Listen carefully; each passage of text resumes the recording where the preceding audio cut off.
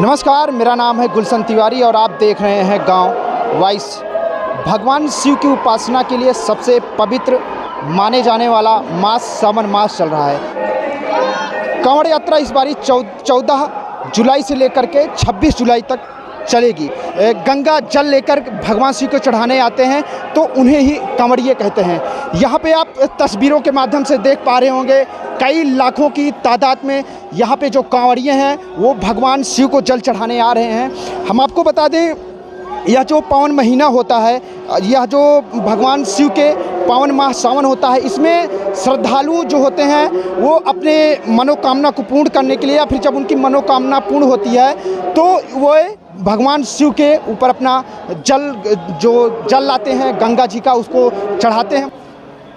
भगवान शिव की उपासना के लिए सबसे उत्तम मास सावन माना जाता है और सावन मास में जो श्रद्धालु होते हैं वो करोड़ों की तादाद में जाते हैं हरिद्वार में, और हर की पैड़ी से वहाँ से श्रद्धालु जो है जल भर के अपने अपने जो नज़दीकी शिवालय होते हैं, जो शिव मंदिर होते हैं, भगवान शिव के जो प्रिय भक्त होते हैं, भगवान शिव के जो भक्त होते हैं, वह मंदिर में जाके जल चढ़ाते हैं और इन्हें ही कांवड़िए कहते हैं।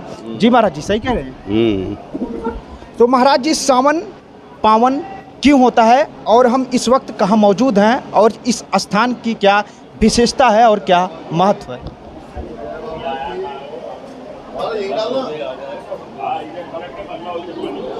आषाढ़ मास के शुक्ल पक्ष में देवशनि नामक एकादशी आती है। जी जी। उसमें भगवान नारायण विश्राम करते हैं, सो जाते हैं। कब तक?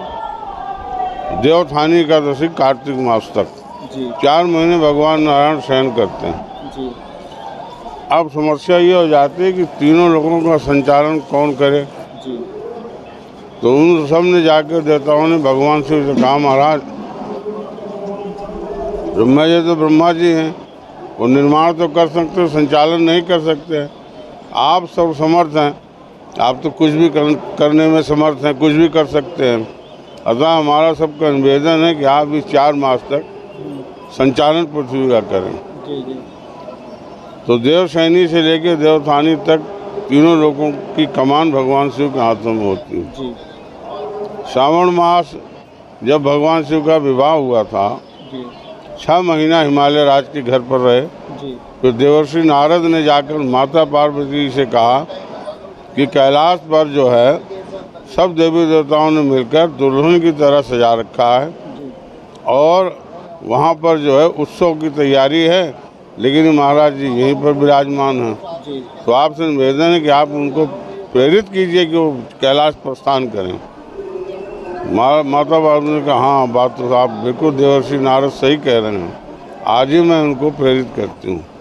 वो तो चले गए। फिर माता जी ने कहा भगवान शिव से, महाराज काफ़ी समय हो गया है, अब ससुराल में बैठे रहेंगे या कैलाश भी चलेंगे? काफ़ी समय हो गया, कल यहाँ करना। अच्छा चलो। उन्होंने हिमालय राज मैना जो थी पार्वती की माता, उनसे विदाई ली और कैलाश प्रस्थान किया। कैलाश जब पहुँचे तो श्रावण मास प्रारंभ हो गया था, प्रथम दिन सावन का था। अब जब प्रकृति साथ में हो, प्रकृति अर्थात माता पार्वती, तो चारों तरफ उन्होंने हरा भरा हरियाली हरियाली कर दी। बादलों की घुमड़ घुमड़ बरसात, चारों तरफ जड़ी बूटियाँ, सब वृक्ष जो भी दबे हुए बीज से सब अंकुरित होकर निकल आए, पत्र पुष्प सब हरे भरे हो गए। तो कैलाश की छटा ही जो है अविस्मरणीय हो गई। तो अब वहाँ जा कर के जो बूंदाबांदी के बीच वहाँ जाके पहुँचे तो 1 मास तक जो है उत्सव, नित्य नए उत्सवों का समागम होता रहा। तो इस खुशी के इस प्रसन्नता के मौके पर भगवान शिव के श्रावण मास जो है ये बहुत ही प्रिय मास माना गया है। इस मास में जो भी उनकी आराधना करता है वर्ष भर की पूजा का फल उसको मिलता है। उसकी सारी मनोकामनाओं की पूर्ति भगवान शिव करते हैं। अब सोमवार मिल जाए तो कहने क्या, सोने में सुहागा। सोने में सुहागा। सोमवार भगवान शिव का प्रिय दिन भी है। और सोमवार पाते ही जो है वो अति प्रसन्न हो जाते हैं। तो धर्म अर्थ काम मोक्ष चारों वस्तुएं प्रदान कर देते हैं किसी भी साधक को। अब जो है जैसे आज शिवरात्रि का पर्व है, तो आज ही के दिन इसी चतुर्दशी को उन्होंने हलाहल पान किया था। जी समुद्र मंथन में हलाहल विष निकला था, तो नीलकंठ बन करके उन्होंने उसका पान किया था। तो सब देवताओं ने मानसरोवर से जल ला करके उनका जलाभिषेक किया था। इसलिए इस श्रावण मास के चतुर्दशी को जल ला करके अभिषेक करने का फल जो है वो अवर्णनीय है। जी उसका वर्णन नहीं किया जा सकता। उसका वर्णन इतिहासों में भी नहीं मिलता। हाँ, उसका तो आप ये समझें कि इतने प्रसन्न होते हैं, इतने प्रसन्न होते हैं कि संसार में कोई भी चीज़ नहीं, दुर्लभ ऐसी कोई वस्तु नहीं को न प्रदान कर दें। वो तो आशुतोष हैं, भंडारी है, किसी भी चीज़ को देने में उन्हें कुछ सोचने समझने की। भस्मासुर को नहीं कह दिया जा, जिस पे हाथ रखेगा भस्म हो जाएगा। उसने सोचा लाओ महाराज, माता जी तो बड़ी सुंदर हैं, लाओ आपके ऊपर ही हाथ रखूं। तो ऐसे हैं भगवान श्री हरदानी। बोलो हर हर महादेव। महाराज जी, इसके बाद हम आपसे जानना चाहते हैं, ये जो स्थान है, इस स्थान का क्या महत्व है? थोड़ा सा इस स्थान के बारे में आप बताइए। महादेव की नगरी ये भी कही जाती है। लाखों के ऊपर जो है यहाँ पे श्रद्धालु, कई लाख श्रद्धालु यहाँ पे दर्शन करने के लिए आ रहे हैं। ये जो स्थान है ये योगनाथ काली पलटन के नाम से प्रसिद्ध है। और यहाँ पर जो शिवलिंग हैं ये किसी के द्वारा स्थापित नहीं, स्वयंभू हैं। आपने देखे, आप जाएंगे परिक्रमा मार्ग में देखेंगे, लगभग जितने शिवलिंग हैं सब छोटे ही होते हैं और काले रंग के होते हैं। यहाँ पर जो 1857 बहुत पहले की बात है, जब यहाँ पर ये सब आर्मी का एरिया, अब भी आर्मी एरिया ही है, सब सैनिक क्षेत्र है ये। यहाँ पर यूनिट आई हुई थी, शीर्ष पर यहाँ सामने चांदमारी थी। और ये दीवार उवार नहीं थी, यहाँ एक चर बनी थी। वो तो मैं नहीं देखा सन 60 में, यहाँ चांदमारी हुआ करती थी। तो अभी बारूद खाना बना दिए हैं। तो यहाँ जो यूनिट आई थी, अंग्रेज़ों की ऐसी नीति थी, गाय और सूअर की चर्बी से निर्मित कारतूस मुंह से खोल करके ईसाई बनाने का कार्य कर रहे थे। तो उसमें जो राइफल थी उसमें लोड करना पड़ता था। उसमें श्रीचरण दास थे, सिपाही थे। उन्होंने जब ये देखा, उनको पता लगी, तो उन्होंने इस्तीफा दे दिया और इस्तीफा देकर के इधर उधर विचरण करने लगे। एक दिन किसी ने बताया उनको, यहाँ पीपल का जंगल हुआ करता था। तो एक दिन किसी ने बताया कि एक अजीब सा पीपल के उसमें एक पत्थर सा देखा। तो वो घास वास काटने काम करता, कर मैं उस पर धार लगाता हूँ तो मेरी इनकम जो है 10 गुना ज़्यादा बढ़ जाती है। तो उन्होंने सैनिकों से कहा जो थे कि खोद करके, हाँ चलो देखा जाए। तो बाबा भी उनके साथ आ गए, रिजाइन तो कर दिया था उन्होंने। देखा तो करने, तो कोई काफ़ी 10-12 फुट खोद दिया उसको, नीचे खोदते चले गए, उनका पता ही नहीं लगे कितने बड़े हैं। उनको वैसे ही ढक के गोबर से लीप के कांटों की एक बाड़ लगा दी थी, कटीले तारों की जैसी लगी हुई है। और वहीं पे अपनी पूजा अर्चना किया करते थे। सामने में से यहाँ अंग्रेज अधिकारी रहता था, उसने विरोध किया। तो उसके बाद में उसे सुबह जो है साधु मिला, उसने लेकर डंडा और तड़ा से डंडे बरसाए। जब उस पर जाके उन लोगों को बोल वो अपना काम करें। तो उसने इन लोगों को बुलाया, कहा कि तुम पूजा पाठ कर सकते हो, घंटा घड़ियाल बजा सकते हो, मुझे कोई वो नहीं तो साधु हमको फिर मारेगा। तो तभी से जो है ये, फिर ये बिठूर कानपुर के पास एक जगह है, वहाँ धुधुपन नाना साहब थे, उन्हें ये क्रांति का अपने प्रचार प्रसार करते थे। किस तरह अंग्रेज मिशनरी जो है, ये ब्रिटिश हुकूमत हम लोगों को ईसाई बना रही है। तो सरजोपारी ब्राह्मण थे वो। तो उसका प्रचार प्रसार, तो उन्होंने कहा कि हमारी मीटिंग अरेंज करो, हम उस आदमी से मिलना चाहते हैं। अब वो घर नहीं गए रिजाइन करने के बाद, बड़े बड़े बाल, बड़ी बड़ी दाढ़ी हो गई, मतलब एक सन्यासी रूप हो गए। तो मीटिंग हुई, कहने में महाराज जी बहुत बढ़िया कार्य आप कर रहे हैं, हम आपके साथ हैं, मैं आपको एक हाथी देता हूँ। हाथी वाले बाबा के नाम से प्रसिद्ध थे। अच्छा, हाथी वाले बाबा। और आप उस हाथी में बैठ कर दूर दराज तक जाइए और क्रांति का प्रचार प्रसार कीजिए। तो कार्यक्रम चलता रहा। तो उन्होंने कहा कि भाई हमारे अपने खाने की तो व्यवस्था है नहीं, कहने वो हाथी और महावत मेरा होगा, सिर्फ आप जाना है, अपना काम करना, आप चिंता न करें। तो ये प्रचार प्रसार करता है। हम तो गतवा 1857 का दिन भी आ गया कि 15 मई 1857 को पूरे भारत में क्रांतिकारियों ने एक मीटिंग अरेंज करके निश्चित किया एक साथ अंग्रेजों पे हमले होंगे ताकि इनके पैर उखड़ जाएं। तो अब लेकिन अब वो जब यहाँ पे सीज फायर की एक यूनिट आई थी बैरकपुर छावनी से, उसमें गोरखपुर से मंगल पांडे सिपाही थे, वो भी आए हुए थे। यहाँ पे सीज फायर के लिए पहली यूनिटें जाती है, अब भी जाती हैं। जैसे पिथौरागढ़ है, हल्द्वानी है, वहाँ जाते हैं हफ्ते 10 दिन 15 दिन महीना 2 महीना सीज फायर की ट्रेनिंग के लिए जाते हैं। तो उन्होंने कहा जो ये पानी पीने आए तो पानी पीने पहले रस्सी बाल्टी पांडे तो रस्सी बाल्टी नहीं होती, लोटा और डोरी होती, बहुत बड़ा लोटा होता था, उसमें 1 किलो 2 किलो पानी आता, डोरी होती थी। आपको याद होगा, आपने पूर्व में देखा, पर लोटा डोरी साथ रखते थे, कंबल साथ रखते थे, तो लोटा डोरी से भर के पानी उनको पिला देते। ये कुआं है इसके नीचे।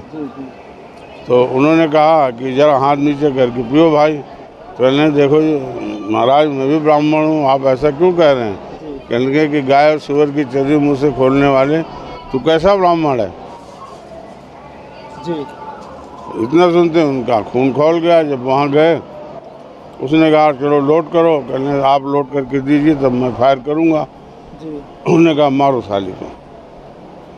सारे ब्रिटिश सैनिक जो थे उन पर कूद पड़े। इंडियन, हाँ, जो इंडियन आर्मी थी इसको काली पलटन के नाम से पुकारते थे। अच्छा, हाँ, यानी ब्लैक इंडियन आर्मी। अच्छा, वहीं से काली पलटन की शुरुआत हुई। जी। वो ब्लैक इंडियन आर्मी कहते, यानी काली फौज, काले लोगों की फौज। जी। अंग्रेज गोरे होते थे, भारतीय काले होते थे, उनको काला ही कहा जाता था। तो उन्होंने जब वो बूटों से मारने लगे तो उन्होंने जो अपने भारतीय सैनिकों को कहा भाई एक एक करके इस तरह सबकी एक दुर्दशा होनी है, इसलिए टूट पड़ो। इतना कहना था कि वो सब खून तो खोल ही रहा था सबका। पहले तो अधिकारी को गोली मार दी उन्होंने, उसके बाद उन सैनिकों को मारा। सामने इनका शस्त्रागार था जहाँ एम्यूनिशन वगैरह रहते, ये लूटा। फिर जो है जितने भी थे विद्रोही सैनिक सब जुड़ते चले गए। एक अच्छी खासी फौज तैयार हो गई। उन्होंने मेरठ पे कब्जा किया। फिर इतिहास में वर्णन है सब। फिर दिल्ली गए, वहाँ बहादुर शाह जफर थे। पहले तो उन्होंने इनकार कर दिया साथ देने का। फिर अंग्रेज़ों ने जब इनके दोनों बेटों का सर काट करके परात में रख के भेजा था, सरोपा कहते हैं उसे, सरोपा भेंट किया था, तो वो भी जो है ब्रिटिश हुकूमत के खिलाफ हो गए। इनका साथ देने के लाल किले का फाटक खोल दिया। पूरी दिल्ली पे जो है क्रांतिकारियों का कब्जा हो गया। अंग्रेज वहाँ से खाली करके भाग गए। तो अंग्रेज़ों की एक नीति होती थी कि डिवाइड एंड रूल, फूट डालो राज्य करो, फूट डालो राज करो। इनके एक मीर साहब थे, इनके वजीर हुआ करते थे। उनको कहा कि ये बुढ़ा जो है पागल हो गया है, तुमको हमारी एक यूनिट यहाँ रखनी पड़ेगी, सारा खर्चा तुम्हारा होगा, एक अंग्रेजी फौज, एक यूनिट, और हम तुम्हें यहाँ मुगल बादशाह घोषित कर देंगे, तुम हमारा साथ दो।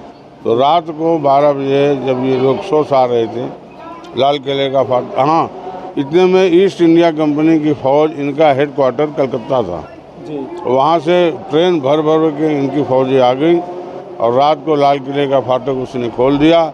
सोते हुए जो क्रांतिकारी सैनिक थे इनका सर कलम कर दिया गया।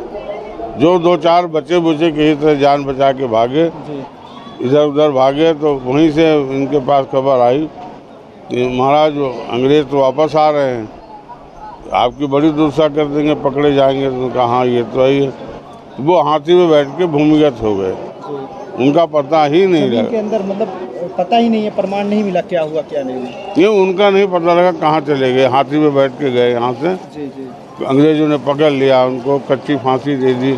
कि वहाँ गेट के पास एक बहुत बड़ा पीपल का पेड़ होता था, अब तो गिर गया, लेकिन वो सूखे हुए पीपल में से पेड़ निकले हुए, आप जाएंगे देखेंगे, जहाँ लोहे का जाल लगा हुआ गेट पर।